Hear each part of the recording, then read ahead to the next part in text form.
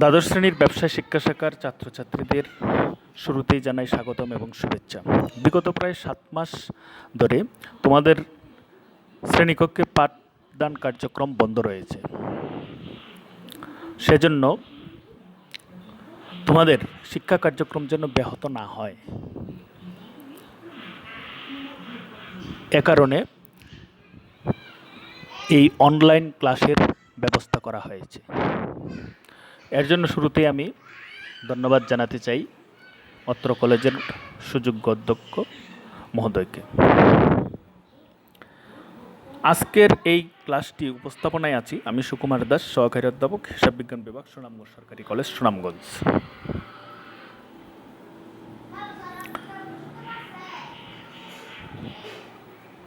তোমরা ইতিমধ্যেই প্রথম বর্ষ পরীক্ষা দিয়ে দ্বিতীয় বর্ষ অর্থাৎ দ্বাদশ শ্রেণীতে উত্তীর্ণ হয়েছ। এর জন্য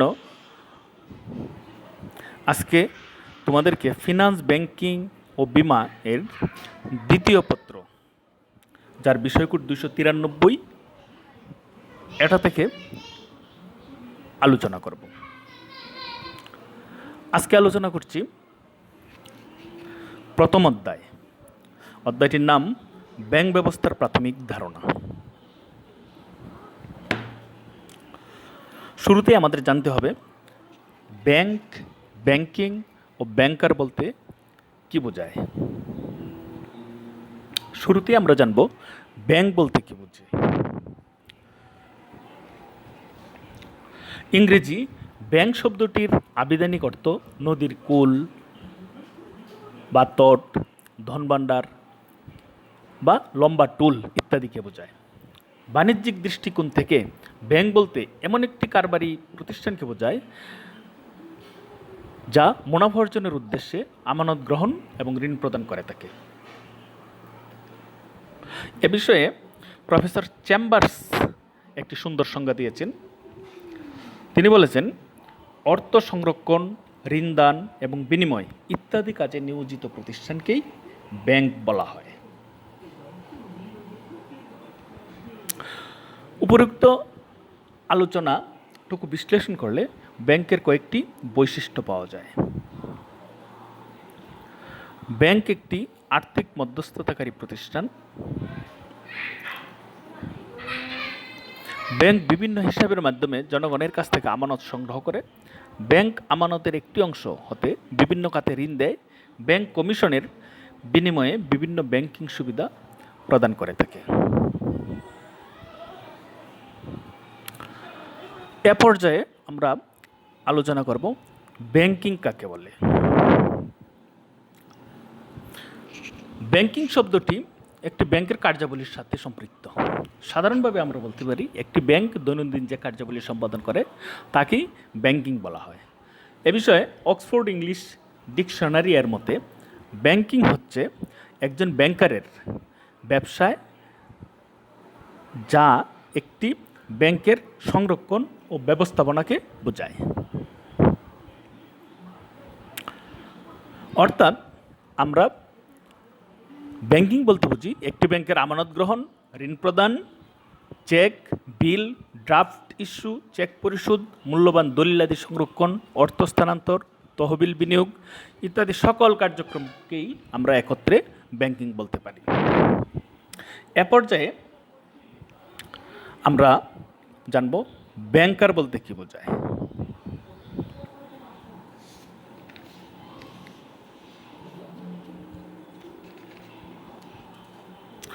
ব্যাংক ব্যবসায়ের সাথে যারা জড়িত তাদেরকে এক কথায় ব্যাংকার বলা হয়। সাধারণভাবে যিনি ব্যাংকিং কার্যক্রম পরিচালনা করে থাকেন তাকে আমরা ব্যাংকার বলবো। ব্যাপক অর্থে ব্যাংকার বলতে ব্যাংকের মালিককেও বোঝায়, ব্যাংকের ব্যবস্থাপককে বোঝায়, কর্মকর্তা, কর্মচারী এবং সবাইকেই আমরা ব্যাংকার বলতে পারি। এ বিষয়ে ব্রিটিশ টেম্পাইন 1881-তে একটি সুন্দর সংজ্ঞা দেওয়া হয়েছে। ব্যাংক ব্যবসায়ী নিয়োজিত যে কোনো ব্যক্তি ব্যাংকার।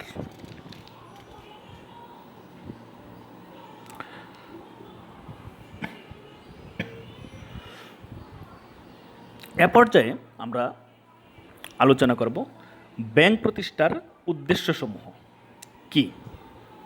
ব্যাংক প্রতিষ্ঠার উদ্দেশ্যকে আমরা মোটামুটিভাবে 4 ভাগে বিভক্ত করতে পারি। প্রথমে হলো প্রাতিষ্ঠানিক উদ্দেশ্যাবলী। প্রাতিষ্ঠানিক উদ্দেশ্যাবলীর কয়েকটা উদ্দেশ্য আছে, তার মধ্যে সর্বপ্রধান উদ্দেশ্য হলো মুনাফা অর্জন। কেন্দ্রীয় ব্যাংক ব্যতীত অধিকাংশ ব্যাংকের প্রধান উদ্দেশ্যই হলো মুনাফা অর্জন করা।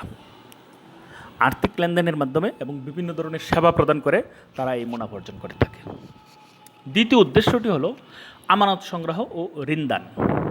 মোটামুটি সকল ব্যাংকেরই একটি মুখ্য উদ্দেশ্য থাকে, ব্যক্তি ও প্রতিষ্ঠানের কাছ থেকে আমানত সংগ্রহ করা এবং সংগৃহীত আমানত থেকে ঋণ প্রদান করা। 3 নম্বর উদ্দেশ্যটি হলো সেবা প্রদান। একটি ব্যাংক গ্রাহকদের ঋণ সুবিধা ছাড়াও বিভিন্ন ধরনের সেবা প্রদানের উদ্দেশ্যে প্রতিষ্ঠিত হয়, যেমন বিভিন্ন বিল সংগ্রহ, যেমন আমরা বিদ্যুৎ বিল দেই, গ্যাস বিল দেই, লকার সুবিধা, আমদানি রপ্তানিতে সাহায্য ইত্যাদি ধরনের সেবা প্রদান করে। 4 নম্বর উদ্দেশ্যটি হলো সুনাম অর্জন। ব্যাংকের উদ্যোক্তাগণ তাদের ব্যাংকিং কার্যক্রম দেশে বিদেশে বিস্তৃত করে সুনাম অর্জন করতে চায়। 5 নম্বর প্রাতিষ্ঠানিক উদ্দেশ্যটি হলো গ্রাহক সন্তুষ্টি অর্জন। গ্রাহক সন্তুষ্টি অর্জন প্রতিযোগিতামূলক ব্যবসায় পরিবেশে উন্নত প্রযুক্তির মাধ্যমে গ্রাহকদের দ্রুত সেবা প্রদান করে গ্রাহক সন্তুষ্টি অর্জন করাও ব্যাংকের অন্যতম উদ্দেশ্য।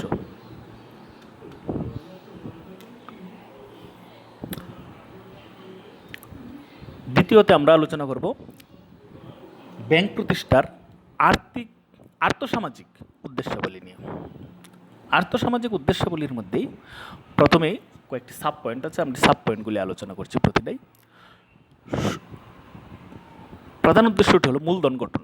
ব্যক্তি ও প্রতিষ্ঠানের বড় ও ক্ষুদ্র সঞ্চয় সংগ্রহ করে বড় ধরনের মূলধন গঠন করা ব্যাংকের অন্যতম একটি উদ্দেশ্য। আর আমরা সবাই জানি যে কোনো একটি দেশের অর্থনৈতিক উন্নয়নের পূর্ব শর্তই হলো মূলধন সংগ্রহ। দ্বিতীয়ত আর্থসামাজিক উদ্দেশ্যাবলীর মধ্যে রয়েছে তহবিল বিনিয়োগ। ব্যাংকের আয়ের একটি উৎস হলো দেশের শিল্প ও বাণিজ্যে স্বল্প, মধ্য ও দীর্ঘমেয়াদী ঋণ প্রদান করে বিনিয়োগ কার্যক্রম গতিশীল রাখা। 3 নম্বর আর্থসামাজিক উদ্দেশ্য হলো কর্মসংস্থান সৃষ্টি। কর্মসংস্থান সৃষ্টি করে দক্ষ জনশক্তি তৈরি করা এবং বেকারত্ব দূর করাও ব্যাংকের অন্যতম উদ্দেশ্য। 4 নম্বরে হলো নিরাপত্তা প্রদান। মক্কেলের আমানতকৃত অর্থ ও ব্যাংকে গচ্ছিত বিভিন্ন মূল্যবান জিনিসপত্রের নিরাপত্তা প্রদান করাও ব্যাংকের অন্যতম উদ্দেশ্য। তার পরবর্তী উদ্দেশ্যটি হল জীবনযাত্রার মান উন্নয়ন।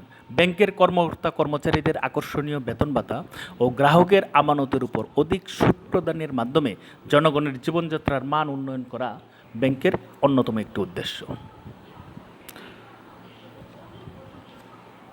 6 নম্বর উদ্দেশ্যটি হল দেশের অর্থনৈতিক উন্নয়ন। ব্যাংক তার সংগৃহীত আমানত শিল্প, বাণিজ্য ও ব্যবসায়ে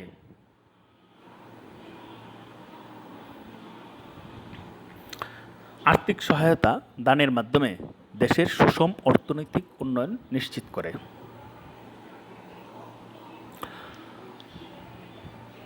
3 নম্বর উদ্দেশ্যটি হলো গ নম্বর উদ্দেশ্য, যেটাকে আমরা বলবো রাষ্ট্রীয় উদ্দেশ্য বা রাষ্ট্রীয় উদ্দেশ্যাবলী। রাষ্ট্রীয় উদ্দেশ্যাবলী মধ্যে প্রথমে হলো নোট ও মুদ্রা প্রচলন। বিনিময়ের মাধ্যম হিসাবে ব্যাংক নোট ইস্যু, মুদ্রা প্রচলন এবং এর সংরক্ষণের দায়িত্ব পালন করে। দ্বিতীয় উদ্দেশ্যটি হলো মুদ্রাবাজার নিয়ন্ত্রণ। দেশের মুদ্রাবাজার নিয়ন্ত্রণ করে দ্রব্যমূল্য স্থিতিশীল রাখাও ব্যাংকের উদ্দেশ্য। তৃতীয় উদ্দেশ্যটি হলো সরকারের প্রতিনিধি। ব্যাংক সরকারের প্রতিনিধি হয়ে দেশে ও দেশের বাহিরে বিভিন্ন লেনদেন ও কাজ সম্পন্ন করে থাকে। এছাড়াও ব্যাংক প্রতিষ্ঠার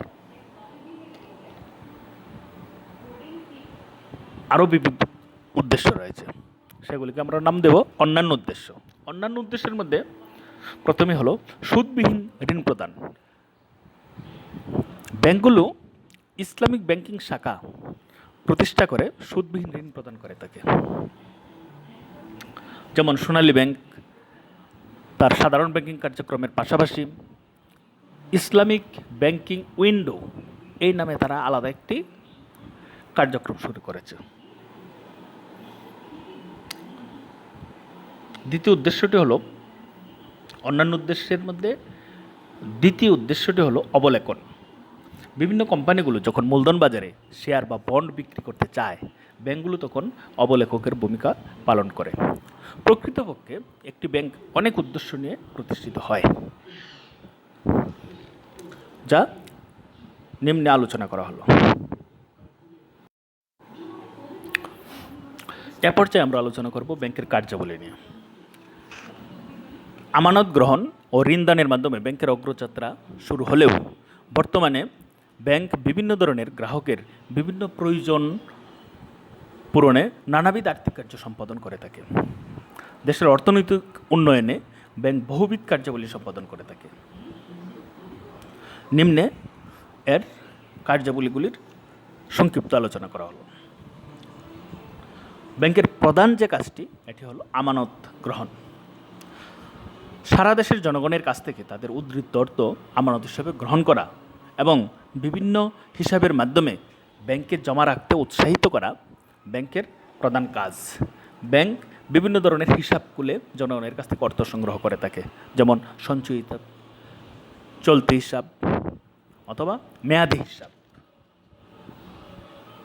ব্যাংকের দ্বিতীয় কাজটি হলো দাবি পরিশোধ। গ্রাহকরা যে অর্থ ব্যাংকে জমা রাখে তা থেকে তাদের দাবি অনুযায়ী জমাকৃত অর্থ ফেরত দেওয়াও ব্যাংকের অন্যতম বিশেষ কাজ। আমানতকারী তাদের আমানতকৃত অর্থ ফেরত চাইলে তা চাহিদা মাত্র দিতে হবে। ব্যাংকের তৃতীয় কাজটি হলো, গুরুত্বপূর্ণ কাজটি হলো ঋণদান। ব্যাংক অর্থ ও ঋণের ব্যবসায়ী। ব্যাংক জনসাধারণের জমাকৃত অর্থের একটি নির্দিষ্ট পরিমাণ অর্থ ঋণ হিসাবে প্রদান করে থাকে। ব্যাংক আমানতকারীকে স্বল্প হারে সুদ দেয় এবং বেশি হারে সুদ গ্রহণ করে ঋণ গ্রহণকারীর নিকট হতে। এই দুইয়ের ব্যবধানই হচ্ছে ব্যাংকের মুনাফা। এর একটি উদাহরণ আমরা দিতে পারি, যেমন ব্যাংকে যদি আমি একটা ডিপিএস খুলি বা যদি ব্যাংকে আমরা একটা স্থায়ী হিসাব খুলি, তাহলে ব্যাংক হয়তো আমাকে সেখানে সুদ দেবে ধরে নেই 6%। কিন্তু ব্যাংক আমার কাছ থেকে যে টাকা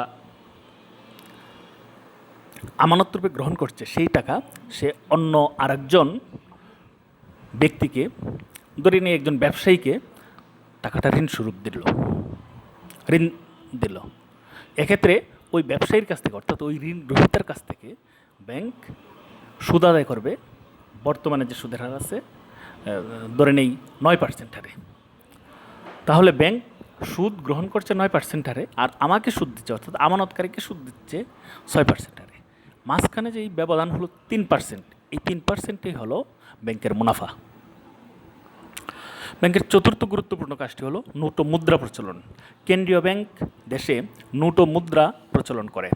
অন্যান্য ব্যাংকগুলো, বিশেষত বাণিজ্যিক ব্যাংক, কেন্দ্রীয় ব্যাংকের ইস্যুকৃত নোট ও মুদ্রা প্রচলনে সাহায্য করে। ব্যাংকের 5 নম্বর কাজটি হলো ঋণ নিয়ন্ত্রণ। বাণিজ্যিক ব্যাংক দেশে প্রচুর অর্থ বিনিয়োগ করে ঋণের পরিমাণ বৃদ্ধি করে থাকে। কেন্দ্রীয় ব্যাংক সকল ব্যাংকের অভিভাবক হিসাবে এর ঋণ নিয়ন্ত্রণে রাখে। অন্যান্য ব্যাংক কেন্দ্রীয় ব্যাংকে এ বিষয়ে সাহায্য সহযোগিতা করে। বাণিজ্যিক ব্যাংকগুলো ঋণের পরিমাণ কাম্যস্তরে বজায় রাখার জন্য কেন্দ্রীয় ব্যাংকের বিভিন্ন নিয়মনীতিগুলো অনুসরণ করে থাকে। ব্যাংকের ষষ্ঠ গুরুত্বপূর্ণ কাজটি হলো বিনিময়ের মাধ্যম সৃষ্টি। ব্যাংক বিনিময় বিল, cheque, bank draft, pay order, প্রত্যয়পত্র, ভ্রমণকারীর চেক প্রভৃতি বিনিময়ের মাধ্যম আর্থিক লেনদেন ও দেনা পাওনা নিষ্পত্তি করে। ব্যাংকের সপ্তম কার্যাবলীটুকু হলো বিনিময় বিলের বাট্টাকরণ। ব্যাংক জরুরি প্রয়োজনে ব্যবসায়ীদের বিনিময় বিল মেয়াদপূর্তির আগেই ভাঙিয়ে নেওয়ার সুযোগ দেয়। অবশ্য এ কারণে ব্যাংক নির্দিষ্ট হারে বাট্টা গ্রহণ করে থাকে। সেই বাট্টাটুকু হলো ব্যাংকের মুনাফা। বাট্টা মানে ছাড়। ব্যাংকের অষ্টম গুরুত্বপূর্ণ কাজটি হলো অর্থ স্থানান্তর। বাণিজ্যিক ও বিনিময় ব্যাংকগুলো তাদের গ্রাহকের প্রয়োজনে দেশে বিদেশে অর্থ স্থানান্তরের ব্যবস্থা করে থাকে। ব্যাংকের ৯ নম্বর গুরুত্বপূর্ণ কাজটি হলো মূল্য পরিশোধ। ব্যাংক অনেক সময় গ্রাহকের বিল এক স্থান থেকে অন্য স্থানে মূল্য পরিশোধের ব্যাপারে গ্রাহককে সাহায্য করে। কখনো কখনো গ্রাহকের নির্দেশ অনুযায়ী ব্যাংক তার পাওনাদারের নিকট ডাকযোগে বা তার যুগে মূল্য পরিশোধ করে থাকে। ব্যাংকের অন্যতম একটি গুরুত্বপূর্ণ কাজ হলো মূলধন গঠন। ১০ নম্বরে হলো মূলধন গঠন। ব্যাংক জনগণের কাছ থেকে বিক্ষিপ্ত অবস্থায় ছড়িয়ে ছিটিয়ে থাকা গ্রামে গঞ্জে সর্বত্র বা সব স্থান থেকে উদ্ধৃত অর্থ সংগ্রহ করে মূলধন গঠনে সাহায্য করে। এটি ব্যাংকের অন্যতম গুরুত্বপূর্ণ কাজ। দেশের শিল্প অর্থনৈতিক উন্নতির জন্য বিপুল পরিমাণ মূলধনের প্রয়োজন হয়। ব্যাংক তা গঠনের জন্য যথাসাধ্য চেষ্টা করে। মুদ্রাবাজার গঠন ও নিয়ন্ত্রণ। মুদ্রাবাজারের সদস্য হিসাবে ব্যাংক অনেক গুরুত্বপূর্ণ দায়িত্ব পালন করে। সরকারের নির্দেশ নীতিমালা অনুযায়ী মুদ্রাবাজার সংগঠিত ও নিয়ন্ত্রিত হয়ে থাকে।